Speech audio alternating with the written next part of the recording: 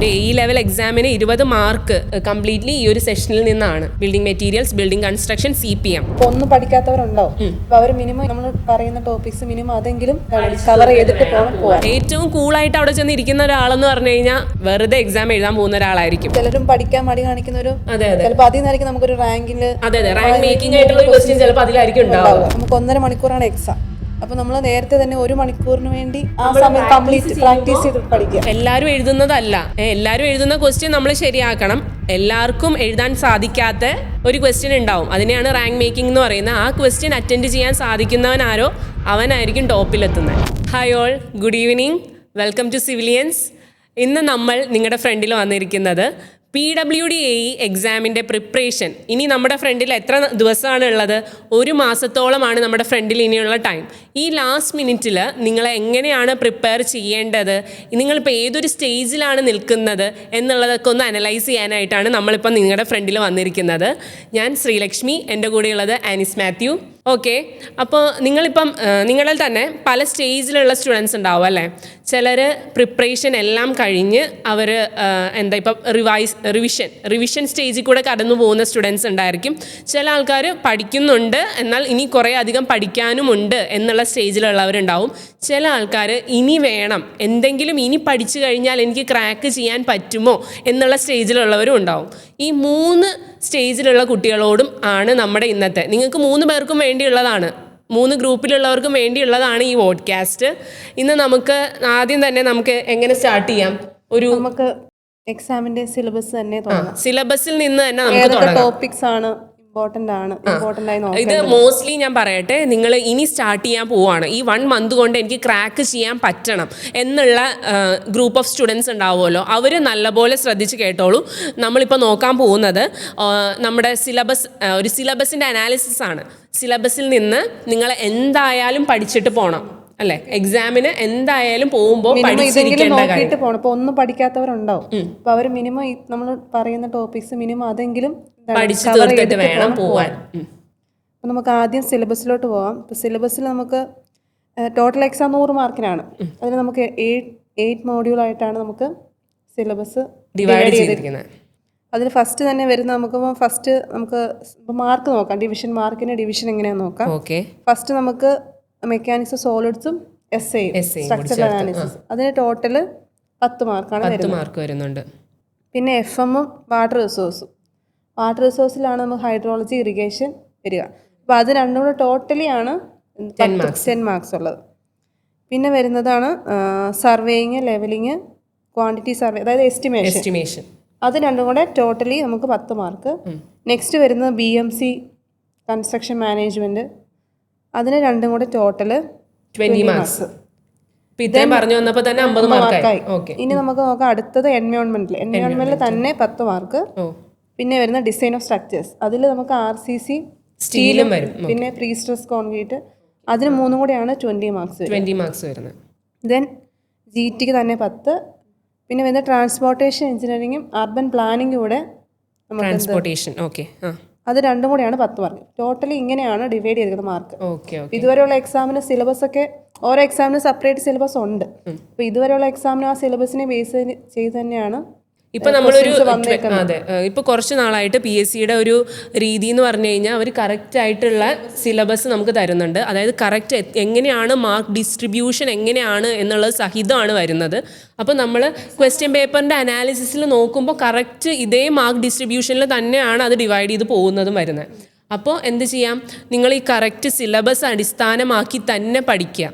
Maximum ഇത്രയും topics ഇപ്പോൾ full പഠിച്ചു കഴിഞ്ഞ ഒരാളാണെങ്കിൽ ഇത് തന്നെ ധാരാളമാണ് പഠിച്ചത്. അതെ, ഇനി പഠിക്കാനിരിക്കുന്നവരാണെങ്കിൽ നമുക്ക് ഇമ്പോർട്ടൻ്റ് ആയിട്ട് ടോപ്പിക്സ് നിങ്ങൾക്കായിരിക്കും കുറച്ചും കൂടി ഇന്നത്തെ നമ്മുടെ പോഡ്കാസ്റ്റ് യൂസ്ഫുൾ ആവുക. നമ്മൾ ഏറ്റവും ഇമ്പോർട്ടൻ്റ് ആയിട്ട് നിങ്ങൾ എന്തായാലും നോക്കിയിരിക്കണം എന്നുള്ള കാര്യങ്ങളാണ്. മാക്സിമം ഇത് പഠിച്ചിട്ട് തന്നെ പോവുക. അപ്പം നമുക്ക് ആദ്യം തന്നെ നമ്മുടെ ആദ്യത്തെ ടോപ്പിക്കിലേക്ക് പോകാം അല്ലേ? ആദ്യം നമുക്ക് വരുന്നത് മോസാണ്. മോസും എസ്സേയും കൂടി ചേർത്താണ് നമുക്ക് 10 മാർക്ക് വരുന്നത്. അപ്പോൾ ഈ മോസിൽ നിന്ന് നമ്മൾ എന്തായാലും പഠിച്ചിരിക്കേണ്ട ഒരു കാര്യമാണ്. ബേസിക് ഓഫ് മോസ് എന്ന് പറയുന്നത് സ്ട്രെസ് ആൻഡ് സ്ട്രെയിൻ ആണ്.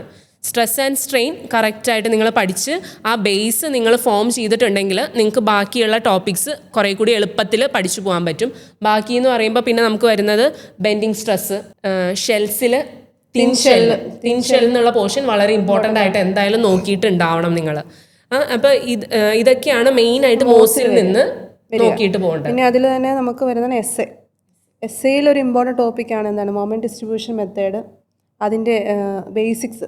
ഇപ്പം ക്യാരി ഓവർ ഫാക്ടർ കണ്ടുപിടിക്കുന്നത്, സ്റ്റിഫ്നെസ്, ഡിസ്ട്രിബ്യൂഷൻ ഫാക്ടർ, ഇതൊക്കെ എങ്ങനെയാണെങ്കിലും പഠിച്ചിട്ട് തന്നെ പോവുക. ഫിക്സഡ് ആൻഡ് മൊമെൻറ്റ് ഇതൊക്കെ ഇമ്പോർട്ടൻ്റ് ആണ്. ദെൻ വരുന്നതാണ് നമ്മുടെ ആർച്ച് സ്ട്രെസ്സസ്, അതിൻ്റെ അനാലിസിസ്. പിന്നെ ILDയുടെ ക്വസ്റ്റ്യൻസ് മിക്കപ്പോഴും എക്സാംസിന് സ്ഥിരമായിട്ട് ചോദിക്കുന്ന ക്വസ്റ്റ്യൻ ആണ്. പിന്നെ indeterminacy, static and kinematic indeterminacy. അപ്പം ഈ മോസിലും എസ്സേയിലും ഇത്രയും ടോപ്പിക്സ് മിനിമം ഇതെങ്കിലും നോക്കിയിട്ട് പോകുമ്പോൾ നമുക്ക് 10 മാർക്ക്, മാക്സിമം 10 ആണെങ്കിലും ഒരു 7-8 മാർക്കെങ്കിലും നമുക്ക് ഇതിൽ നിന്ന് കിട്ടും. ഇപ്പം ഈ പറഞ്ഞ ഈ ഇമ്പോർട്ടൻ്റ് ആയിട്ട് പറഞ്ഞ ടോപ്പിക്സ് നിങ്ങൾ എന്തായാലും കവർ ചെയ്തിട്ട് പോവുകയാണെങ്കിൽ നിങ്ങൾക്ക് സ്കോർ ചെയ്യാൻ പറ്റുന്ന മാർക്സിനെ പറ്റിയാണ് ഇപ്പോൾ പറഞ്ഞത്. ഈ 10 മാർക്കിൽ 7-8 മാർക്ക് ഇപ്പം ഈ പറഞ്ഞ ഇത്രയും ടോപ്പിക്സ് മാത്രം നിങ്ങൾ കവർ ചെയ്യുകയാണെങ്കിൽ തന്നെ നിങ്ങൾക്ക് സ്കോർ ചെയ്യാനായിട്ട് പറ്റും. ഞാനിപ്പോൾ ആലോചിക്കുകയായിരുന്നു 2020 PWDയുടെ എക്സാം വന്നപ്പോൾ, എക്സാം വന്നപ്പോൾ ഒരു റാങ്ക് മേക്കിംഗ് ആയിട്ടുള്ള ക്വസ്റ്റ്യൻ വന്നത് നമ്മുടെ SFD BMD എന്നുള്ള മോസിൻ്റെ സെഷനിൽ നിന്നാണ് ഒരു റാങ്ക് മേക്കിംഗ് ആയിട്ടുള്ള ഒരു ക്വസ്റ്റ്യൻ വന്നത്. അതുപോലെ അത്ര ഇമ്പോർട്ടൻ്റ് ആണ് ഈ SFD BMD എന്നൊക്കെയുള്ള ടോപ്പിക്സ്. നിങ്ങൾ ഇമ്പോർട്ടൻ്റ് ആയിട്ട് തന്നെ നോക്കിയിട്ട് പോവുക. എനിക്ക് തോന്നുന്നു ആ എക്സാമിനായിരുന്നു നമ്മുടെ ഒരു സ്റ്റുഡൻറ്റ് 2020 AE ബാച്ചിലുണ്ടായിരുന്ന സ്റ്റുഡൻ്റ് ആയിരുന്നു ശ്രാവണിന് ഫസ്റ്റ് റാങ്ക് ആയിരുന്നു നമ്മുടെ PWD AE എക്സാമിന്. നെക്സ്റ്റ് മൊഡ്യൂളിലേക്ക് പോകാം. നെക്സ്റ്റ് FM-ഉം വാട്ടർ റിസോഴ്സും ആണ് വരുന്നത്. FM-ന്റെ കേസ് പറയുകയാണെങ്കിൽ FM-ൽ നമ്മൾ മെയിനായിട്ട് നമ്മുടെ basic density, unit conversions, specific gravity, അതൊക്കെ തന്നെ ബേസിക് അത് പഠിച്ചിരിക്കണം. വിസ്കോസിറ്റി, ഡെൻസിറ്റി, അതൊക്കെ വരുന്ന ആ ബിഗിനിങ്, അതാണ് അതിൻ്റെ ബേസ്. അത് ക്ലിയർ ആയിട്ട് പഠിച്ചു പോയാലേ നമുക്ക് പ്രോബ്ലംസ് ചെയ്യാനായിട്ട് പറ്റത്തുള്ളൂ. അതിൽ നിന്ന് ബാക്കിയായിട്ട് വരുന്ന പ്രോബ്ലംസ് ഒക്കെ നോക്കാനായിട്ട് പറ്റത്തുള്ളൂ. അതിൽ വേറെ ഇമ്പോർട്ടൻ്റ് ആയിട്ട് വരുന്നതാണ് ഡൈനാമിക്സ്, കൈനമാറ്റിക്സ് അല്ലേ, ഓപ്പൺ ചാനൽ ഫ്ലോ വളരെ ഇമ്പോർട്ടൻ്റ് ആണ്. അതുപോലെയാണ് ഹൈഡ്രോളിക് മെഷീൻസ്, പമ്പ്, ടർബൈൻ്റെ ഒരു ക്വസ്റ്റ്യൻ ഉണ്ടായിരുന്നു കഴിഞ്ഞ LSGDയുടെ AE എക്സാമിന് ഒരു ടർബൈൻ്റെ ക്വസ്റ്റ്യൻ ഉണ്ടായിരുന്നു. അതെ. പിന്നെ ഉള്ളതാണ് flow through pipes, pressure measurements, pressure and it's measurements, അതും ഇമ്പോർട്ടൻ്റ് ആണ്. അതിൽ നിന്ന് എങ്ങനെയുള്ള ഒരു ക്വസ്റ്റ്യൻ വരും. പിന്നെ നമുക്ക് അടുത്ത് നോക്കുകയാണെങ്കിൽ ഹൈഡ്രോളജിയുടെ ഒരു ഇമ്പോർട്ടൻറ്റ് ടോപ്പിക്കാണ് ഹൈഡ്രോഗ്രാഫും ഹൈഡ്രോഗ്രാഫിൻ്റെ സെഷൻ അല്ലേ. പിന്നെ അതുപോലെ തന്നെ റൺ ഓഫിൽ നിന്നൊക്കെ നമുക്ക് റൺ ഓഫ് കോഎഫിഷ്യൻറ്റിനെ ബേസ് ചെയ്തൊക്കെ ക്വസ്റ്റ്യൻസ് നന്നായിട്ട് പ്രതീക്ഷിക്കാം. ദെൻ നമുക്ക് ഇറിഗേഷൻ നോക്കുകയാണെങ്കിൽ ഡ്യൂട്ടി ഡെൽറ്റ, ഏത് PSC എക്സാം ആണല്ലോ, ഏത് ടെക്നിക്കൽ എക്സാം എടുത്താലും എപ്പോഴും ഇതിൽ നിന്നൊരു ക്വസ്റ്റ്യൻ എന്തായാലും ഉണ്ടാവും. അപ്പോൾ ഓവർസിയർ ലെവലിലാണെങ്കിൽ തന്നെ ഓവർസിയർ ലെവലിൽ എങ്ങനെയാണ് ഡ്യൂട്ടി ഡെൽറ്റയുടെ ഇക്വേഷൻസ് ചോദിക്കുന്നത് ആയിരിക്കും. ചിലപ്പോൾ അതിൻ്റെ റിലേഷൻ വെച്ച് ഏതെങ്കിലും ഒരു ക്വസ്റ്റ്യൻ ഉണ്ടാവും, അല്ലെങ്കിൽ ഡയറക്റ്റ് ഡെഫിനിഷൻ തന്നിട്ട് ഡ്യൂട്ടിയാണോ ഡെൽറ്റയാണോ അങ്ങനെ ക്വസ്റ്റ്യൻ. ഓവർസിയർ ലെവലിൽ അങ്ങനെ ക്വസ്റ്റ്യൻ ഉണ്ടാവും. ഇപ്പോൾ ഇത് AE ലെവലിൽ നമുക്ക് എന്തായാലും അതിൽ നിന്ന് ക്വസ്റ്റ്യൻസ് പ്രതീക്ഷിക്കാം, പ്രോബ്ലംസ് പ്രതീക്ഷിക്കാം. പിന്നെ ഇറിഗേഷനിൽ വരുന്നതാണ് നമ്മുടെ കനാല്, പിന്നെ ഡാം, ബ്രിഡ്ജിൽ നിന്നൊക്കെ ഒരു തിയറി ക്വസ്റ്റ്യൻ നമുക്ക് പ്രതീക്ഷിക്കാം. പിന്നെ ഡാമിലൊക്കെ എലമെൻ്ററി പ്രൊഫൈല്, അതൊക്കെ ഒരു ഇമ്പോർട്ടൻ്റ് ആയിട്ടുള്ള ടോപ്പിക്സ് ആണ്. പിന്നെ നമ്മുടെ തിയറീസ് ഉണ്ടല്ലോ, സ്ലിറ്റ് തിയറീസ്, ലേസീസ്, റെജീം തിയറീസ്, അപ്പോൾ അതൊക്കെ മാക്സിമം എല്ലാവരും നന്നായിട്ട് നോക്കിയിട്ട് പോവുക. അപ്പോൾ ഇതാണ് FM-ന്നും വാട്ടർ റിസോഴ്സിൽ നിന്നും. ഓക്കെ, 10 മാർക്കാണ് ഇത് രണ്ടും കൂടി ചേർത്ത് വരുന്നത് അല്ലേ. ഓക്കെ, അപ്പോൾ 10 മാർക്സിനുള്ളത്, നെക്സ്റ്റ് 10 മാർക്സിനുള്ളത് നമ്മളിപ്പോൾ കവർ ചെയ്തു. അതിൽ ഇമ്പോർട്ടൻ്റ് ആയിട്ടുള്ള കാര്യങ്ങളാണ് ഇത്രയും പറഞ്ഞത്. നിങ്ങൾ എന്തായാലും നോക്കിയിട്ട് പോകണം എന്നുള്ള കേസിലെ കാര്യങ്ങളാണ് ഇപ്പോൾ പറഞ്ഞത്. ഓക്കെ, ഇനി നമ്മുടെ മൂന്നാമത്തെ മൊഡ്യൂളിൽ വരുന്നതാണ് സർവേയിങ്, ലെവലിങ്ങും, അതിൻ്റെ കൂടെ തന്നെയാണ് എസ്റ്റിമേഷനും വാല്യുവേഷനും വരുന്നത്. ഓക്കെ, സർവേയിങ് ലെവലിങ്ങിൻ്റെ കേസിൽ സർവേന്ന് മോസ്റ്റ്ലി നമ്മൾ എന്തായാലും പ്രോബ്ലംസ് തന്നെയാണ് പ്രതീക്ഷിക്കുന്നത്. പ്രോബ്ലംസിൽ നമുക്ക് ലെവലിംഗിൽ നിന്നുള്ള പ്രോബ്ലം പ്രതീക്ഷിക്കാം. അതുപോലെ തന്നെയാണ് കോമ്പസ് സർവേയുടെ ചെയിൻ്റെ കറക്ഷൻസ്, ഇപ്പം എന്താണ് ടെമ്പറേച്ചർ കാരണം അല്ലെങ്കിൽ സാഗ്, അപ്പോൾ അതിനെയൊക്കെ റിലേറ്റ് ചെയ്ത് ചെയിൻ കറക്ഷൻ വരുന്നതിൻ്റെ ക്വസ്റ്റ്യൻസ് പ്രതീക്ഷിക്കാം.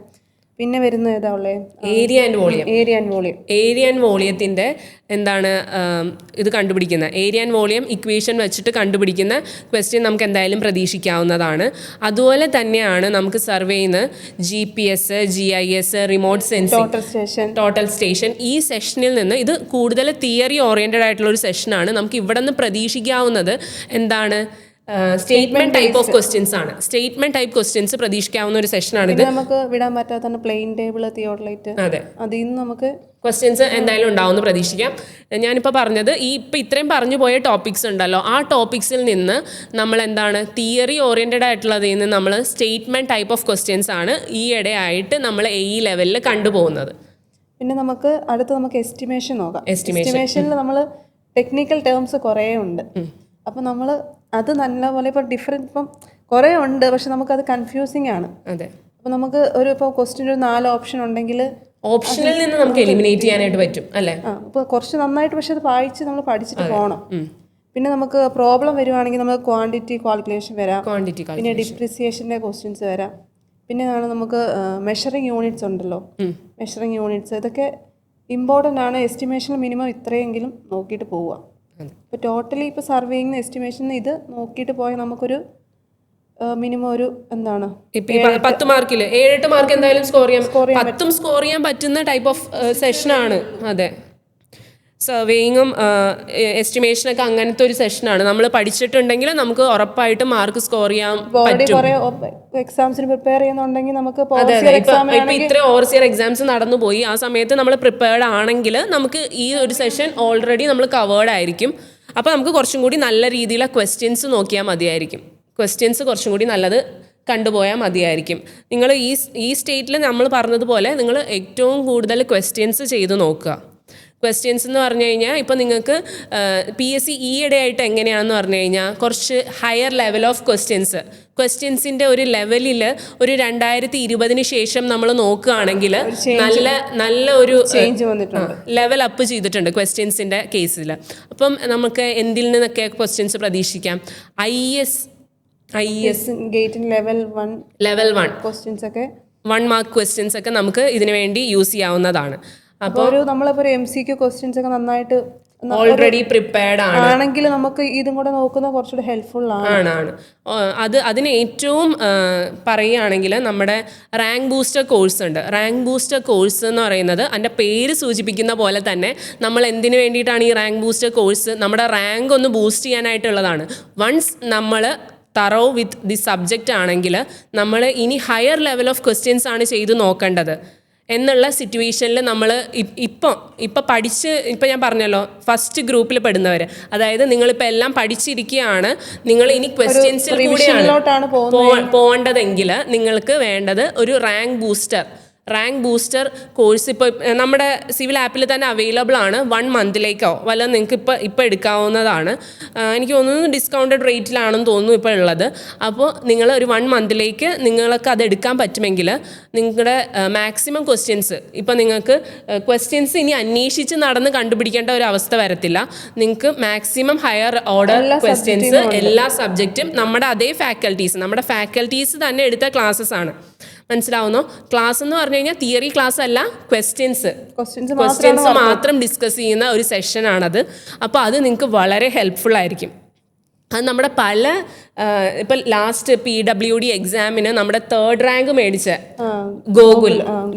ഗോകുലിൻ്റെ ടെസ്റ്റിമോണിയൽ നിങ്ങൾ കണ്ടിട്ടുണ്ടെങ്കിൽ അതിൽ പ്രത്യേകിച്ച് എടുത്തു പറയുന്ന ഒരു കാര്യമാണ് റാങ്ക് ബൂസ്റ്റർ ആ റാങ്ക് സ്കോർ ചെയ്യാൻ വേണ്ടി ഹെൽപ്പ് ചെയ്തത് എന്തോരമാണ് എന്ന് അതിൽ പ്രത്യേകം എടുത്ത് പറയുന്നുണ്ട്. അതുകൊണ്ട് തന്നെ നിങ്ങൾക്ക് മാക്സിമം ഈ ടൈമിൽ ഈ 1 മന്ത് ടൈമിൽ നിങ്ങൾക്ക് മാക്സിമം നോക്കാവുന്ന ഒരു കേസാണ് റാങ്ക് ബൂസ്റ്ററിൻ്റെ ക്വസ്റ്റ്യൻസ് ഫോളോ ചെയ്ത് പോകാന്നുള്ളത്. അടുത്ത നമുക്കിനി എന്താണ് ബിൽഡിംഗ് മെറ്റീരിയൽസ്, ബിൽഡിംഗ് കൺസ്ട്രക്ഷൻ, പിന്നെ CPM അല്ലേ, കൺസ്ട്രക്ഷൻ മാനേജ്മെന്റ്. എക്സാം പ്രിപ്പയർ ചെയ്തുകൊണ്ടിരുന്നവരാണെങ്കിൽ അവർക്കും ഇത് മാക്സിമം ഓൾറെഡി കുറെ കവർ ആയിട്ടുണ്ടാവും. അപ്പോൾ ഒരു റിവിഷൻ മതിയാവും. അതെ. ഇപ്പം ബിൽഡിംഗ് മെറ്റീരിയൽസിലോട്ട് നമുക്ക് ആദ്യം പോവുകയാണെങ്കിൽ നമ്മൾ എടുത്തു പറയേണ്ടത് 20 മാർക്കാണ്. 20 മാർക്ക് ഒരു AE ലെവൽ എക്സാമിന് 20 മാർക്ക് കംപ്ലീറ്റ്ലി ഈ ഒരു സെഷനിൽ നിന്നാണ്. Building materials, building construction, CPM. ഇപ്പോൾ ബിൽഡിംഗ് മെറ്റീരിയൽസിൻ്റെ കേസിൽ ഇപ്പോൾ ടിമ്പർ എന്ന് പറയുന്ന ടോപ്പിക്ക് നിങ്ങൾ ഓൾറെഡി പ്രിപ്പയർഡ് ആയിരിക്കും. ടിമ്പറിൽ നിന്നൊക്കെ നമുക്ക് 1-2 ഡിഫക്റ്റിൽ നിന്നൊക്കെ എങ്ങനെയാണെങ്കിലും ഒരു ക്വസ്റ്റ്യൻ ഉണ്ടാവും. ഡിഫക്റ്റ് ഒക്കെ എപ്പോഴും ചോദിക്കുന്നതാണ്. പിന്നെ അതുപോലെ നമുക്ക് വിടാൻ പറ്റാത്തൊരു മെറ്റീരിയലാണ് സിമെന്റ് എന്ന് പറയുന്നത് നമ്മുടെ ഒരു കോർ മെറ്റീരിയൽ ആണ്. അതുകൊണ്ട് തന്നെ ഏതൊക്കെ സബ്ജക്റ്റിൽ നമുക്കത് ഉൾപ്പെടുത്താം. RCCയുടെ കേസിൽ കോൺക്രീറ്റ് ടെക്നോളജിയുടെ കേസിൽ, അതുപോലെ ഒരു ബിൽഡിംഗ് മെറ്റീരിയലും കൂടിയാണ്. അപ്പോൾ സിമെന്റ് എന്ന് പറയുന്നത് വളരെ ഇമ്പോർട്ടൻ്റ് ആയിട്ടുള്ള ടെസ്റ്റ്, പിന്നെ അതിന്റെ എന്താണ് പല ടൈപ്പ് ഓഫ് സിമെന്റ് ഉണ്ട്, എവിടെ ഏത് സിമെന്റ് ഉപയോഗിക്കുന്നു, അതിന്റെ കോൺസ്റ്റിറ്റ്യുവൻസ് അറിഞ്ഞിരുന്നു കഴിഞ്ഞാൽ എന്നാൽ മാത്രമേ നമുക്കത് എവിടെ ഉപയോഗിക്കണം എന്നുള്ള കാര്യം മനസ്സിലാവത്തുള്ളൂ. പിന്നെ നമുക്ക് അടുത്തത് BC കഴിഞ്ഞു.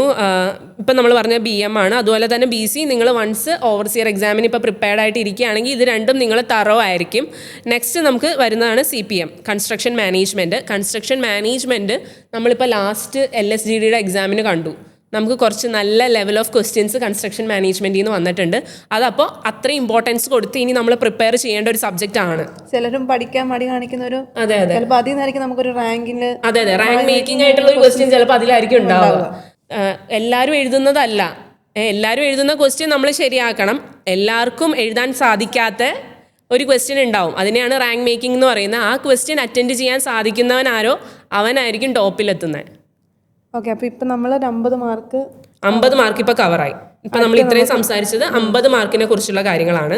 ഓക്കെ. അപ്പം നമ്മുടെ നെക്സ്റ്റ് സബ്ജക്റ്റ് ആണ് എൻവയോൺമെൻറ്റൽ എഞ്ചിനീയറിംഗിൻ്റെ കേസിൽ നമുക്ക് ഇതിനെ രണ്ടായിട്ട് മെയിനായിട്ട് ഡിവൈഡ് ചെയ്യാം, വാട്ടർ ട്രീറ്റ്മെൻറ്റും വേസ്റ്റ് വാട്ടർ ട്രീറ്റ്മെൻറ്റും. വാട്ടർ ട്രീറ്റ്മെൻറ്റ് കേസിലാണെങ്കിൽ നമുക്ക് ക്വാളിറ്റി ഓഫ് വാട്ടറിൽ നമുക്ക് കുറേ അധികം വാല്യൂസ് പഠിക്കാനുണ്ട് അല്ലേ, പെർമിസിബിൾ വാല്യൂസ് അല്ലേ. അത് കഴിഞ്ഞ് പിന്നെ ക്യാരക്ടറിസ്റ്റിക്സ്, ദെൻ അതിൻ്റെ മെത്തേഡ്സ്, ഇപ്പം എന്താണ് സെഡിമെന്റേഷൻ, ഫിൽട്രേഷൻ, ഡിസ്ഇൻഫെക്ഷൻ, അത് കഴിഞ്ഞ് വരുന്ന ഡിസ്ട്രിബ്യൂഷൻ നോക്കാം. ദെൻ അത് കഴിഞ്ഞ് വേസ്റ്റ് വാട്ടറിലോട്ട് വരുമ്പോൾ നമുക്ക് ഡിസൈൻ ഓഫ് സീവേഴ്സ് എന്നൊക്കെ പ്രോബ്ലം നോക്കാം. ഡിസൈൻ എങ്ങനെയാണെന്ന് ചോദിക്കും. പിന്നെ ക്യാരക്ടറിസ്റ്റിക്സ് ഓഫ് വേസ്റ്റ് വാട്ടർ. അതുപോലെ ഇതിൻ്റെ നമ്മൾ മിസ് ഔട്ട് ചെയ്ത ഒരു സാധനമാണ് പോപ്പുലേഷൻ ഫോർകാസ്റ്റിംഗ്. നമ്മൾ ആദ്യം തന്നെ പഠിക്കുന്ന ഒരു കേസാണ്. അതിൽ നിന്നും ഒരു പ്രോബ്ലം വരാവുന്ന ഒരു ടോപ്പിക്കാണ് ഈ പോപ്പുലേഷൻ ഫോർകാസ്റ്റിംഗ് എന്ന് പറയുന്നത്. ഇത്രയാണ് എൻവയോൺമെന്റൽ എഞ്ചിനീയറിംഗിൽ മെയിനായിട്ട് നിങ്ങൾ നോക്കേണ്ട കേസസ്. 10 മാർക്കാണ് വരിക. അതെ. നെക്സ്റ്റ് നമ്മൾ വരുന്നത് ഡിസൈൻ ഓഫ് സ്ട്രക്ചേഴ്സ്. അതിലെന്തൊക്കെയാണ്? 20 മാർക്കാണ്. അതെ. RCC സ്റ്റീലും. RCC നമ്മൾ തുടങ്ങുകയാണെങ്കിൽ എന്താ ലിമിറ്റ് സ്റ്റേറ്റ് ഓഫ് മെത്തേഡാണ്. അതിൽ നമുക്ക് അസംഷൻസ് വളരെ ഇമ്പോർട്ടൻ്റ് ആണ്. ഡിസൈൻ ഓഫ് സ്ട്രക്ചേഴ്സിലാണ് കോഡൽ പ്രൊഫഷൻസ് കൂടുതലുണ്ട്. അപ്പം അതും നമുക്കത് ഏറ്റവും അധികം നമുക്ക് കോഡൽ പ്രൊവിഷൻസിൽ നിന്നായിരിക്കും ചോദ്യങ്ങൾ വരിക. നിങ്ങൾ വളരെ ഡീറ്റെയിൽ ആയിട്ട് തന്നെ കോഡൽ പ്രൊവിഷൻസ് എഴുതി ഷോർട്ട് നോട്ട് കീപ്പ് ചെയ്ത് തന്നെ പഠിക്കുക, വാല്യൂസ് എല്ലാം പഠിക്കുക. ഇതിൽ നമ്മുടെ എക്സ്പോഷർ കണ്ടീഷൻ, എക്സ്പോഷർ കണ്ടീഷൻ, ഇപ്പം മൈൽഡ്, മോഡറേറ്റ്, അങ്ങനെ കണ്ടീഷൻസിനെ ബേസ് ചെയ്തപ്പം RCC, PCC, മിനിമം കോൺക്രീറ്റ് എത്ര, കവർ എത്ര, ഡയറക്റ്റ് ചിലപ്പോൾ മൈൽഡ്, മോഡറേറ്റ് എന്നായിരിക്കുമല്ലോ ചോദിക്കുന്നത്. ഒരു കണ്ടീഷൻ തന്നിട്ട് നമ്മൾ എക്സ്പോഷർ കണ്ടീഷൻ അതുകൊണ്ട് ക്ലിയർ ആയിട്ട് മനസ്സിലാക്കിയിട്ടാണ് ചെയ്യുക. പിന്നെ വരുന്നതാണ് ബീം. പിന്നെ അപ്പം പറയുകയാണെങ്കിൽ നമുക്കിപ്പം ഒരു കോളൽ പ്രൊഫഷനെ ബേസ് ചെയ്ത് മിനിമം കവർ ചോദിക്കാം. അപ്പം സ്ലാബാണ്, കോളം, ഫൗണ്ടേഷൻ, അപ്പം അതിനൊക്കെ ഡിഫറെൻ്റ് ആയിട്ടുള്ള കവറുണ്ട്, അത് അങ്ങനെ ചോദിക്കാം. പിന്നെ നമുക്ക് വരുന്നതാണ് balance section, over reinforced, under reinforced sections. പിന്നെ ഒരു ഇമ്പോർട്ടൻറ്റ് ടോപ്പിക്കാണ് ഷിയറിൽ ഒരു 3 കണ്ടീഷൻ, ഇപ്പോൾ ടോവി, ടോസി മാക്സ്, അപ്പോൾ അതിനെ റിലേറ്റ് ചെയ്ത് ക്വസ്റ്റ്യൻസ് വരാം. പിന്നെ സ്റ്റിറപ്സിൻ്റെ സ്പേസിങ്, ഇതൊക്കെയാണ് നമുക്ക് RCC ടോപ്പിക്. ടോർഷൻ ഒരു ഇമ്പോർട്ടൻറ്റ് ടോപ്പിക്കാണ്. അതിൽ മിനിമം റീൻഫോഴ്സ്മെന്റ്, അങ്ങനത്തെ ക്വസ്റ്റ്യൻസ് ഒക്കെ നമുക്ക് ഇതിൽ നിന്ന് RCC പ്രതീക്ഷിക്കാം. പിന്നെ വരുന്ന ഒരു സെക്ഷനാണ് നമ്മുടെ പ്രീ സ്ട്രെസ്സിൽ നമുക്ക് പ്രീ ടെൻഷനിങ്ങും ഉണ്ട്, പോസ്റ്റ് ടെൻഷനിങ്ങും ഉണ്ട്. അപ്പോൾ അതിൻ്റെ ഡിഫറൻസ് എന്താണ് എന്നുള്ളത് ഇപ്പോൾ ക്ലാസ്സിലാണെങ്കിൽ നിങ്ങൾ ഡീറ്റെയിൽ ആയിട്ട് ടാബുല കോളൊക്കെ വരച്ച് സാർ പഠിപ്പിച്ചിട്ടുണ്ടാവും. അതെ, വളരെ ഇമ്പോർട്ടൻ്റ് ആണ് അത്. അങ്ങനെ തന്നെ ആ ഡിഫറൻസ് അങ്ങനെ തന്നെ മനസ്സിലാക്കി പഠിക്കുക. പിന്നെ പ്രീ സ്ട്രെസ്സിലാണ് ലോസസ് വളരെ ഇമ്പോർട്ടൻ്റ് ആണ്. അതെ. പിന്നെ ലോഡ് ബാലൻസിങ് കൺസെപ്റ്റ്, അനാലിസിസ്, അതൊക്കെ നന്നായിട്ട് നോക്കി നമ്മൾ നോക്കേണ്ട പ്രീ സ്ട്രെസ്സിൽ നമ്മൾ നോക്കേണ്ട ടോപ്പിക്സ് ആണ്. അടുത്ത നമുക്ക് സ്റ്റീലിലോട്ട് വരാം. സ്റ്റീലിൽ ഫണ്ടമെന്റൽസ്, അഡ്വാൻറ്റേജസ്, ഡിസഡ്വാൻറ്റേജ്, ഇതൊക്കെ നന്നായിട്ട് നോക്കാം. അത് ബേസിക്സ് ആണ്. ദെൻ വരുന്നതാണ് കണക്ഷൻ വരുമ്പോൾ ബോൾട്ടഡ് ഉണ്ട്, റിവെറ്റഡ് ഉണ്ട്, വെൽഡഡ് ഉണ്ട്. അപ്പം റിവെറ്റഡിന്റെ കേസിലാണെങ്കിൽ നമുക്ക് എന്താണ് ഹോൾ ഡയറക്റ്റ് അങ്ങനെ ആയിരിക്കുമല്ലോ ചോദിക്കുക. ചിലപ്പോൾ ഇപ്പോൾ എഫക്റ്റീവ് ഡയമീറ്റർ എന്നായിരിക്കും ചോദിക്കുക. അപ്പോൾ അതിൻ്റെ അതർ നെയിംസ് നമ്മൾ അറിഞ്ഞിരിക്കണം ഏതൊക്കെയാണ്. പിന്നെ ബോൾട്ടിൻ്റെ കേസിൽ നമുക്ക് ചോദിക്കാം ബോൾട്ടിൻ്റെ ഡയ ചോദിക്കാം, ടൈപ്സ് ഓഫ് ബോൾട്ട്, അതൊക്കെ നന്നായിട്ട് നോക്കിയിട്ട് പോവാം. പിന്നെ ബോൾട്ട് വാല്യൂ, ഇപ്പം സ്ട്രെങ്ത് ഓഫ് ബോൾട്ട്, അതൊക്കെ എന്താണ് ബോൾട്ടിൽ നിന്ന് നമുക്ക് പ്രതീക്ഷിക്കാവുന്നതാണ്. പിന്നെ വരുന്നതാണ് എന്ത്, വെൽഡിൽ നമുക്ക് ഫെയിലിയർ, പിന്നെ അതിൻ്റെ പാർട്സ് സ്പെസിഫിക്കേഷൻ ഇതൊക്കെ വരും. പിന്നെ സ്റ്റീലിൽ വരുന്ന ഒരു important tension and compression members, അതും നന്നായിട്ട് നോക്കുക. അത് കഴിഞ്ഞ് നമുക്ക് ഒരു ക്വസ്റ്റ്യൻ ആണ് എഫക്റ്റീവ് ലെങ്ത് ഓഫ് കോളം, അതിന് കണ്ടീഷൻസ് അത് നമുക്ക് ടേബിൾ തന്നെ ഉണ്ട്. അതെ അതെ, എല്ലാ എക്സാമിനും അതിൽ നിന്ന് ഒരു ക്വസ്റ്റ്യൻ ഉറപ്പായിട്ടും ഉണ്ടാവും. ഇത്രയാണ് നമുക്ക് എന്ത് ഡിസൈൻ ഓഫ് സ്ട്രക്ചേഴ്സിൽ നിന്ന് 20 മാർക്കിന് 20 മാർക്കാണ് അതിനുള്ളത്. അപ്പോൾ നമ്മൾ ഇത്രയും കാര്യങ്ങൾ എന്തായാലും നോക്കിയിട്ടായിരിക്കണം പോകേണ്ടത്.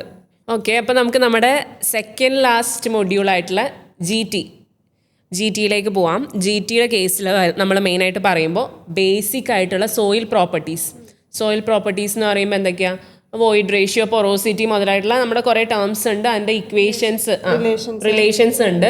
അതെല്ലാം കൃത്യമായിട്ട് പഠിച്ചിരിക്കുക. ജി ടിന്ന് ഫസ്റ്റ് ചെയ്യേണ്ട കേസാണ്. അത് കൃത്യമായിട്ട് പഠിച്ചിരിക്കുക. എന്നാലാണ് നമുക്ക് ബാക്കിയുള്ള ക്വസ്റ്റ്യൻസും പ്രോബ്ലംസും എല്ലാം നോക്കി പോകാനായിട്ട് പറ്റുക. ബാക്കിയുള്ള ടോപ്പിക്സിനും ഇത് ഹെൽപ്ഫുൾ ആയിരിക്കും.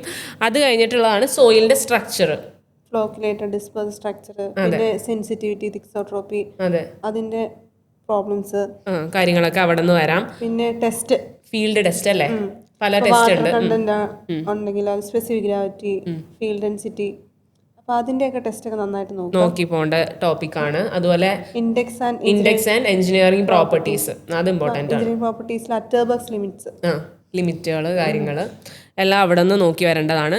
അതുപോലെ ഇമ്പോർട്ടൻ്റ് ആണ് ഇക്വേഷൻ, റിലേറ്റീവ് ഡെൻസിറ്റിയുടെ ഇക്വേഷൻ, പിന്നെ ഗ്രഡേഷൻ കർവ്, ഇതൊക്കെ ജി ടിയിൽ ഇമ്പോർട്ടൻ്റ് ആണ്. പിന്നെ അങ്ങോട്ട് വരുമ്പോൾ പെർമിയബിലിറ്റി, ഇപ്പോൾ വെർട്ടിക്കൽ ഹൊറിസോണ്ടൽ പെർമിയബിലിറ്റി, അതിൻ്റെ റിലേഷന്. പിന്നെ നെക്സ്റ്റ് ആണ് നമ്മുടെ കൺസോൾട്ടേഷനും കോമ്പാക്ഷനും.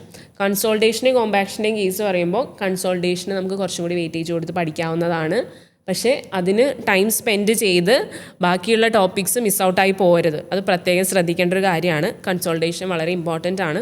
പക്ഷേ അതിന് വേണ്ടി മാത്രം ടൈം സ്പെൻഡ് ചെയ്ത് ബാക്കിയുള്ള ടോപ്പിക്സ് കയ്യിൽ നിന്ന് പോകുന്ന അവസ്ഥ ആവരുത്. ഓക്കെ, പിന്നെയാണ് സെറ്റിൽമെൻറ്റ് ഒക്കെ, സൈറ്റ് ഇൻവെസ്റ്റിഗേഷൻ മെത്തേഡ്സ്, അതൊക്കെയാണ് ജി ടിയിൽ മെയിനായിട്ട് വരുന്നത്. അടുത്തത് വരുന്നതാണ് നമ്മൾ transportation engineering and urban planning. ഇത് രണ്ടും കൂടെയാണ് നമുക്ക് 10 മാർക്കിന് വരുന്നത്. ട്രാൻസ്പോർട്ടേഷൻ നമ്മൾ ഹൈവേ ഉണ്ട്, എയർപോർട്ട് ഉണ്ട്, അതുപോലെ തന്നെ റെയിൽവേ ഉണ്ട്. ഇപ്പോൾ ട്രാൻസ്പോർട്ടേഷൻ നമുക്ക് ഇമ്പോർട്ടൻ്റ് ആയിട്ട് ആദ്യം തന്നെ പഠിക്കുന്നതാണ് ജിയോമെട്രിക് ഡിസൈൻ. അത് വളരെ വളരെ ഇമ്പോർട്ടൻ്റ് ആയിട്ടുള്ള ഒന്നാണ്. ജിയോമെട്രിക് ഡിസൈനിൽ നിന്ന് നമുക്ക് എന്തായാലും ക്വസ്റ്റ്യൻ പ്രതീക്ഷിക്കാം. കുറേ കാര്യങ്ങൾ അവിടെ നമ്മൾ പഠിച്ചു പോകുന്നുണ്ട്, ഇക്വേഷൻസ് അവിടെ പഠിക്കുന്നുണ്ട്. അതെല്ലാം നോക്കി പോകേണ്ടതാണ് കേട്ടോ.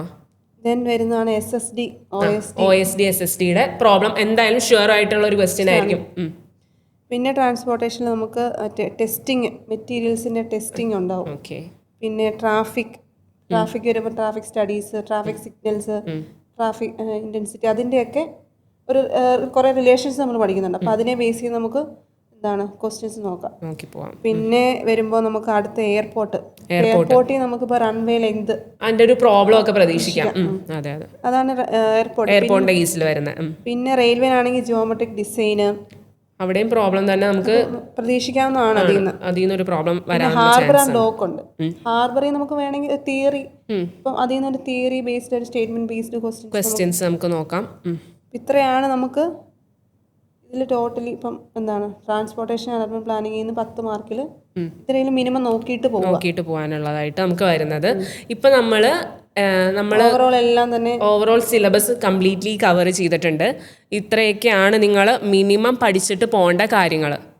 ഇപ്പോൾ ഈ ലാസ്റ്റ് 1 മന്തിലേക്ക് നിങ്ങൾ പ്രിപ്പറേഷന് വേണ്ടി ഇരിക്കുകയാണെങ്കിൽ പേരുണ്ടാവുമല്ലോ, അവർക്കാണ് മെയിനായിട്ട് നമ്മൾ ഈ കാര്യങ്ങൾ പറഞ്ഞു തന്നിട്ടുള്ളത്. ഇപ്പം നിങ്ങളിപ്പോൾ വർക്ക് ചെയ്തുകൊണ്ടിരിക്കുകയാണ്, നിങ്ങൾക്ക് ഡെഡിക്കേറ്റഡ് ആയിട്ട് ഈ എക്സാമിന് വേണ്ടി ഇരുന്ന് പഠിക്കണം എന്നൊരു തോട്ടുള്ളവരാണെങ്കിൽ, ഒരു മാസത്തിന് ലീവ് എടുക്കാൻ പറ്റുന്ന ഒരു അവസ്ഥയിലുള്ളവരാണെങ്കിൽ നിങ്ങൾ തീർച്ചയായിട്ടും ലീവ് എടുക്കാൻ പറ്റുമെങ്കിൽ ലീവ് എടുക്കുക. ഡെഡിക്കേറ്റഡ് ആയിട്ട് തന്നെ ഇരുന്ന് പഠിക്കുക. അതേസമയം നിങ്ങൾക്ക് പറ്റത്തില്ല, വർക്കും കൂടി ഇതിൻ്റെ കൂടെ കൊണ്ടുപോകണം എന്നുള്ളവരാണെങ്കിൽ നമ്മൾ അതിനനുസരിച്ച് പ്രയോറിറ്റൈസ് ചെയ്യുക. ഡെയിലി രാവിലെ ഒരു 2 മണിക്കൂർ, ഈവനിങ് ഒരു 3 മണിക്കൂർ ടൈം നമുക്ക് ഇതിന് തന്നെ ഒരു പ്രയോറിറ്റി കൊടുക്കണം. അതെ, നമ്മൾ പക്ഷെ കിട്ടത്തില്ല അങ്ങനെയുള്ള ഒരു ഡൗട്ട് അടിച്ച് നിൽക്കരുത്. നമുക്ക് നമ്മൾ തന്നെ ഒരു വിശ്വാസത്തോടെ നിൽക്കണം. എന്നാലേ നമുക്ക് ഒരു 1 മന്ത് കൊണ്ട് ഇത് കവർ ചെയ്യാൻ പറ്റുള്ളൂ. മിനിമം ഇത്രയെങ്കിലും ടോപ്പിക്സ് നമ്മൾ നോക്കുകയും ചെയ്യണം. ഇപ്പം നമ്മൾ പറയുകയാണെങ്കിൽ ഇപ്പോൾ ഒരു 20 തുടങ്ങി 25,000-ത്തിലധികം കുട്ടികളായിരിക്കും നമ്മുടെ ഈ എക്സാമിന് വേണ്ടിയിട്ട് അപ്ലൈ ചെയ്തിട്ടുണ്ടാവുക. അതിൽ തന്നെ ഇപ്പോൾ ഒരു 5,000-ത്തോളം കുട്ടികളായിരിക്കും ഇരുന്ന് പഠിക്കുന്നത്, എക്സാമിന് വേണ്ടി പഠിക്കുന്നത്.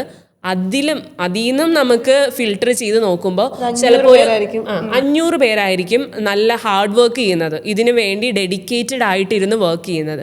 അപ്പം നിങ്ങൾ ആ 500 പേരിലാണ് നിങ്ങൾ കോമ്പീറ്റ് ചെയ്യുന്നത് എന്നുള്ളത് നിങ്ങൾ മനസ്സിലായോ? ഈ ലാസ്റ്റ് മിനിറ്റിൽ പോലും പഠിക്കാൻ പറ്റും, അതായത് ഇനിയുള്ള ഈ ഒരു 1 മന്തിൽ പോലും നിങ്ങൾക്ക് പഠിച്ചെത്താൻ പറ്റും എന്നുള്ളതാണ് ഞാൻ ഈ പറഞ്ഞു വന്നത്.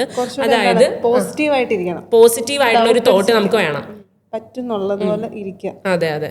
പിന്നെ മാക്സിമം നിങ്ങൾ ഇപ്പോൾ പഠിച്ചു കഴിഞ്ഞവരാണെങ്കിൽ കുറച്ചുകൂടെ റിവിഷനിലേക്ക് നോക്കുക. ഇപ്പൊ നമ്മൾ പറഞ്ഞു IES-ന്റെ ക്വസ്റ്റ്യൻ നോക്കുക, ഗേറ്റിന്റെ ക്വസ്റ്റ്യൻ നോക്കുക എന്നൊക്കെ പറഞ്ഞു. ഇപ്പൊ ഇതെല്ലാം കൂടി കേട്ടോണ്ട് നിങ്ങൾ പെട്ടെന്ന് പോയിട്ട് കുറെ ബുക്സ് മേടിച്ചു വെച്ച് ഇരുന്ന് നോക്കാനല്ല നമ്മൾ ഉദ്ദേശിക്കുന്നത്. അങ്ങനെ മേടിച്ചു വെച്ചാലും അതവിടെ ഇങ്ങനെ സ്റ്റാക്കായിട്ട് ഇരിക്കത്തേ ഉള്ളൂ, നമുക്കത് നോക്കി തീരാനുള്ള ഒരു സമയവും ഇല്ല ഇനിയുള്ള സമയത്ത്. അപ്പോൾ നിങ്ങൾ എന്താ ചെയ്യുക, നമ്മുടെ മെയിൻ ആയിട്ടുള്ള കണ്ടന്റ് അത് ചിലപ്പോൾ നിങ്ങൾ ഇപ്പോൾ ഇവിടെ സിവിലിയൻസി പഠിച്ചതിൻ്റെ നിങ്ങളുടെ നോട്ട്സ് ആവാം.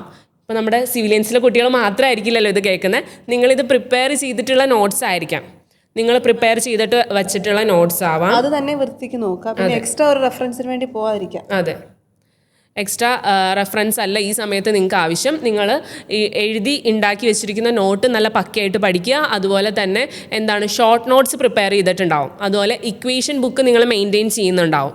അത് എല്ലാം കൃത്യമായിട്ട് റിവൈസ് ചെയ്യുക. ഈ ഒരു ലാസ്റ്റ് ടൈമിൽ നിങ്ങൾക്ക് ചെയ്യാവുന്ന കേസാണ്. ഇതെല്ലാം കൃത്യമായിട്ട് റിവൈസ് ചെയ്യുക. അതുപോലെ ഇപ്പോൾ MCQ, നമ്മുടെ തന്നെ MCQ ബുക്ക് ഉണ്ട്. MCQ ബുക്ക് ഇപ്പോൾ നിങ്ങൾ വൺസ് ചെയ്ത് കഴിഞ്ഞു എങ്കിലും നിങ്ങൾ ഒന്നും കൂടി ചെയ്യാനുള്ള ഒരു ടൈം ഉണ്ടാവും. ഇപ്പം നമ്മുടെ MCQ ബുക്കിൻ്റെ കേസ് പറയുകയാണെങ്കിൽ ഇപ്പോൾ MCQ ബുക്കിൽ നമുക്ക് ഒരു 20,000-ൽ അധികം ക്വസ്റ്റ്യൻസ് ഉണ്ട് അതിൽ തന്നെ. അപ്പം ആ ക്വസ്റ്റ്യനിൽ നിന്നായിരിക്കാം ഇപ്പം നമ്മുടെ ഒരു 100 ക്വസ്റ്റ്യൻ ആണ്, നമ്മുടെ ഒരു എക്സാം എന്ന് പറയുന്നത് ഒരു 100 ക്വസ്റ്റ്യൻ ആണല്ലോ.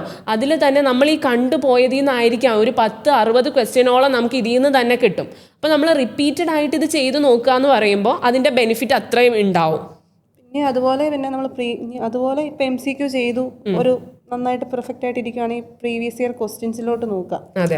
മാക്സിമം നമ്മളൊരു ഇപ്പോൾ എക്സാംസ് എഴുതി നേരത്തെ തന്നെ പ്രാക്ടീസ് ചെയ്യും. ഇപ്പോൾ നമുക്ക് 1.5 മണിക്കൂറാണ് എക്സാം. അപ്പോൾ നമ്മൾ നേരത്തെ തന്നെ 1 മണിക്കൂറിന് വേണ്ടി പ്രാക്ടീസ് ചെയ്യുമ്പോൾ നമ്മൾ വെക്കേണ്ടത് 1 hour എന്നുള്ള ഒരു ലിമിറ്റിൽ വേണം നമ്മൾ വെക്കാൻ. അപ്പം അങ്ങനെ ആ ഒരു ടൈമിൽ നമ്മൾ വർക്ക് ചെയ്ത് പഠിച്ചിട്ടുണ്ടെങ്കിൽ നമുക്ക് ഈ 1.5 മണിക്കൂറിൻ്റെ എക്സാം ടാക്കിൾ ചെയ്യാനായിട്ട് പറ്റും. ടൈം മാനേജ്മെന്റ് ആണ് നമ്മളിവിടെ മെയിനായിട്ട് നോക്കുന്നത്, മനസ്സിലാവുന്നോ? അപ്പം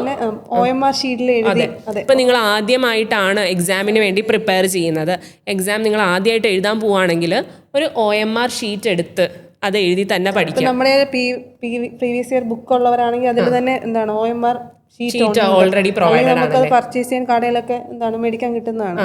OMR ഷീറ്റ് തന്നെ എടുത്ത് അതിൽ തന്നെ ബബിൾ ചെയ്ത് തന്നെ പഠിക്കണം. ഇപ്പൊ ഈ പറഞ്ഞ പോലെയാണ് നമ്മുടെ PYQന്റെ ബുക്ക്. ഇപ്പൊ കറന്റ്ലി നമുക്ക് അവൈലബിൾ ആയിട്ടുള്ള 183 ഔട്ട് ഓഫ് സ്റ്റോക്ക് ആണ്. പുതിയത് വരാൻ പോവാണ് 192ന്റെ PYQന്റെ ബുക്ക് വരാണ്. ഇപ്പം അതാണ് ഞാൻ പറഞ്ഞത്, മാക്സിമം PSCയുടെ ക്വസ്റ്റ്യൻസ് നിങ്ങളെല്ലാം കണ്ട് കഴിഞ്ഞിട്ട് വേണം ഇപ്പം ഈ പറഞ്ഞ പോലെ ഈ ഹയർ ഓർഡർ ക്വസ്റ്റ്യൻസ് ഗേറ്റിൻ്റെ ആണെങ്കിലും IESന്റെ ആണെങ്കിലും ക്വസ്റ്റ്യൻസിലേക്ക് നിങ്ങൾ കടക്കാനായിട്ട്. ഇപ്പം നിങ്ങൾ ഈ പഠിച്ചു പോകുന്നത് ജസ്റ്റ് ഈ വരുന്ന ഒരു എക്സാമിന് വേണ്ടി മാത്രമല്ല. നമുക്ക് ജനുവരിയിൽ PCBയുടെ എക്സാം ഉണ്ട്, ഇറിഗേഷൻ ഉണ്ട്, എക്സാംസ് ഇനി വരാനുണ്ട്. ഇത് കൊണ്ട് തീരുന്നില്ല. ഇപ്പൊ കുറെ കുട്ടികളുടെ മനസ്സിലുണ്ടാവും ഇതാണ് ഈ എക്സാം ആണ്, ഈ വരുന്നതാണ്, ഇത് മാത്രമാണ് എൻ്റെ മുന്നിലുള്ളത് എന്നുള്ളൊരു തോട്ട് വേണ്ട. ഇനി നമുക്ക് എന്തൊക്കെ എക്സാം വരുന്നുണ്ട്, SSC JE, RRB JE, അതുപോലെ ഇറിഗേഷൻ AE, KWയുടെ AE, അതുപോലെ തൊട്ട് ഫ്രണ്ടിലുള്ളതാണ് PCB. കണ്ടന്റ് എല്ലാം സെയിം ആണ്, ഈ പഠിക്കുന്ന തന്നെയാണ്. ഇതിൻ്റെ ഔട്ട്പുട്ട് തന്നെയാണ് കിട്ടുന്നത്. വൺസ് നിങ്ങൾ കണ്ടന്റ് നിങ്ങൾ ബേസ് സെറ്റ് ആണെങ്കിൽ നിങ്ങൾക്ക് ഏതൊരു എക്സാമും ഇനി ഫ്രണ്ടിലോട്ട് വരുന്ന ഏതൊരു എക്സാമും നിങ്ങൾക്ക് ടാക്കിൾ ചെയ്യാനായിട്ട് പറ്റും, ക്ലിയർ ചെയ്ത് മുന്നോട്ട് പോകാനായിട്ട് പറ്റും. മനസ്സിലാവുന്നോ? പിന്നെ എക്സാം എഴുതാൻ പോകുമ്പോൾ തന്നെ എക്സാമിന് ഇപ്പോൾ 100 ക്വസ്റ്റ്യൻ ആയിരിക്കും. അപ്പോൾ നമുക്ക് ചിലപ്പോൾ ആദ്യം കാണുന്ന ക്വസ്റ്റ്യൻ ടഫായിരിക്കും. നമ്മൾ ചിലപ്പോൾ അവിടെ സ്റ്റക്കായിട്ട് ഇരിക്കരുത്. നമ്മളെ ക്വസ്റ്റ്യൻസ് വായിച്ച് നോക്കുക. ഇപ്പം ചില ക്വസ്റ്റ്യൻസ് ഒക്കെ നമുക്ക് പെട്ടെന്ന് കിട്ടുന്നതായിരിക്കും.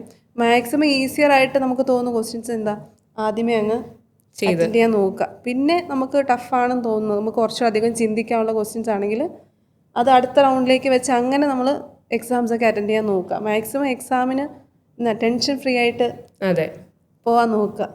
നമ്മൾ എക്സാമിന് ചെല്ലുമ്പോഴേ കുറച്ച് നമ്മുടെ ഉള്ളിലൊരു സ്ട്രെസ് ഉണ്ടാവും അല്ലേ, ഒരു സ്ട്രെസ് ഉണ്ടാവും. ആ സ്ട്രെസ് എന്ന് പറയുന്നത് അത് നോർമലായിട്ടുള്ളൊരു കേസാണ്. അതെ, ഒരു സ്ട്രെസ് ഉണ്ടാവും. ഏറ്റവും കൂളായിട്ട് അവിടെ ചെന്ന് ഇരിക്കുന്ന ഒരാളെന്ന് പറഞ്ഞു കഴിഞ്ഞാൽ ജസ്റ്റ് വെറുതെ എക്സാം എഴുതാൻ പോകുന്ന ഒരാളായിരിക്കും. പുള്ളി നല്ല കൂളായിരിക്കും, പ്രത്യേകിച്ച് അതെ ടെൻഷൻ്റെ ആവശ്യമൊന്നുമില്ല. മറ്റ് പഠിച്ച് ഒരു ലെവലായിട്ട് നല്ല ലെവലിൽ പഠിച്ചിട്ട് പോയിട്ടുള്ള ഒരു കുട്ടിക്കാണെങ്കിൽ എന്തായാലും സ്ട്രെസ്സ് അല്ലെങ്കിൽ ഒരു ടെൻഷൻ, ആ എക്സാം എഴുതാൻ പോകുന്ന സമയത്ത് ഒരു ടെൻഷൻ ഉണ്ടാവും. ആ ടെൻഷൻ ഓവർകം ചെയ്യാനാണ് നമ്മൾ വീട്ടിൽ തന്നെ ഇതിങ്ങനെ ബബിൾ ചെയ്തൊക്കെ ടൈം സെറ്റ് ചെയ്ത് ബബിൾ ചെയ്ത് പഠിച്ച് പോവുക. നമ്മൾ ചെയ്ത് ആ ഒരു എക്സാം അറ്റൻഡ് ചെയ്യുമ്പോൾ നമുക്ക് കുറച്ച് ഈസിയർ ആയിരിക്കും. അതൊക്കെയാണ് നമ്മുടെ സ്റ്റുഡൻസിന് നമുക്ക് ഇവിടെ നിന്ന് പ്രൊവൈഡ് ചെയ്യാൻ പറ്റുന്ന ഓരോ ബെനിഫിറ്റാണ്. എന്ന് പറഞ്ഞു കഴിഞ്ഞാൽ നമ്മളിവിടെ വീക്ക്ലി ബേസിസിൽ അവർ എക്സാംസ് എഴുതിക്കൊണ്ടിരിക്കുകയാണ്. എക്സാം എഴുതിക്കൊണ്ടിരിക്കുമ്പോൾ ആ ഒരു എൻവയോൺമെൻറ്റ് ഉണ്ടല്ലോ, ആ ഒരു എക്സാം എൻവയോൺമെൻറ്റ് ഉണ്ടല്ലോ, ഇത്രയും സ്റ്റുഡൻസിൻ്റെ കൂടെ ഇരുന്ന് ആ ഒരു എക്സാം എഴുതുകയാണ്. വീക്ക്ലി ബേസിസിൽ ഒരു സ്റ്റുഡൻറ്റ് ഇപ്പോൾ നമ്മുടെ ഡയറക്റ്റ് ബാച്ചിൽ പഠിക്കുന്ന ഒരു കുട്ടിയാണ്, ഒരു AE ബാച്ചിൽ പഠിക്കുന്ന ഒരു കുട്ടിയാണെങ്കിൽ എല്ലാ ആഴ്ചയിലും ഓരോ മോഡൽ എക്സാം വെച്ച് എഴുതിക്കൊണ്ടിരിക്കുകയാണ്. അപ്പോൾ അവർ ആ ഒരു എൻവയോൺമെൻറ്റുമായിട്ട് പൊരുത്തപ്പെട്ട് പോയിട്ടുള്ളവരാണ്. അത് വളരെ ബെനിഫിഷ്യൽ ആയിരിക്കും ആ ഒരു എക്സാം ഹാളിൽ പോയിരിക്കും. അങ്ങനെ ഒരു ചാൻസ് ഇല്ലാത്തവർ ഇനിയാണെങ്കിലും എക്സാം ഇപ്പോൾ നമുക്ക് 1 മാസത്തോളം ഉണ്ട്. അതെ, അപ്പോൾ എക്സാം എഴുതി ശീലിക്കാം. അതെ, പ്രീവിയസ് ഇയർ ക്വസ്റ്റ്യൻസ് കുറേ കിട്ടും. അപ്പോൾ മാക്സിമം അങ്ങനെ എക്സാം എഴുതി കുറച്ചുകൂടി ശീലമാക്കുകയാണെങ്കിൽ കുറച്ചും കൂടെ എളുപ്പമായിരിക്കും. ഇതാണ് ഇപ്പം നമുക്ക് മെയിനായിട്ട് നിങ്ങളോട് പറയാനുള്ളത്. നിങ്ങൾ എക്സാമിന് പോകുമ്പോൾ ടെൻഷൻ ഫ്രീ ആയിട്ട് പോവുക. മാക്സിമം ഇപ്പം ലാസ്റ്റ് മിനിറ്റിൽ ഇനി പുതിയതായിട്ട് കാര്യങ്ങൾ പഠിക്കാനായിട്ട് നിൽക്കരുത്. ഒരു ഫൈനൽ സ്റ്റേജിലോട്ട് എത്തുമ്പോഴേക്കും ഇനി പുതിയതായിട്ടുള്ള കാര്യങ്ങളല്ല പഠിക്കേണ്ടത്, ഉള്ള കാര്യങ്ങൾ നല്ല തറവ് ആയിട്ട് പഠിച്ചു പോവാം. മനസ്സിലാവുന്നോ? വേറെ എന്തെങ്കിലും നമുക്കിനി പറയാനുണ്ടോ? ഇത്രയൊക്കെയാണ് നമ്മൾ പറയാനായിട്ട് വന്നത്. അപ്പോൾ നിങ്ങൾ എല്ലാവരും PWD AE എക്സാമിന് വേണ്ടി പ്രിപ്പയർ ചെയ്യുന്നവരാണ് എന്ന് നമ്മൾ വിശ്വസിക്കുകയാണ്. അവരായിരിക്കും ഇത് കാണുന്നത്. ഇനി ലാസ്റ്റ് മാസത്തോളം ഉണ്ട്, ഒരു മാസം സമയം. അതെ, പോസിറ്റീവായിട്ട് ഇരിക്കുക. ഈ സമയം നല്ല ബെനിഫിഷ്യൽ ആയിട്ട് ഉപയോഗിക്കുക. അപ്പോൾ നിങ്ങൾ ഈ എക്സാമിന് പ്രിപ്പയർ ചെയ്യുന്ന ഓരോരുത്തർക്കും ഞങ്ങളുടെ ഓൾ ദി ബെസ്റ്റ്. നിങ്ങൾ നല്ലപോലെ എക്സാം അറ്റൻഡ് ചെയ്യുക, ടെൻഷൻ ഫ്രീ ആയിട്ട് തന്നെ അറ്റൻഡ് ചെയ്യുക. നല്ല രീതിയിൽ ഈ ദിവസങ്ങളിൽ ഏറ്റവും നല്ല രീതിയിൽ പ്രിപ്പയർ ചെയ്യുക. നല്ല ബെനിഫിഷ്യലായിട്ട് ഈ ടൈമിനെ മാക്സിമം ആയിട്ട് യൂസ് ചെയ്യുക കേട്ടോ. അപ്പോൾ എല്ലാവർക്കും ഓൾ ദി ബെസ്റ്റ്.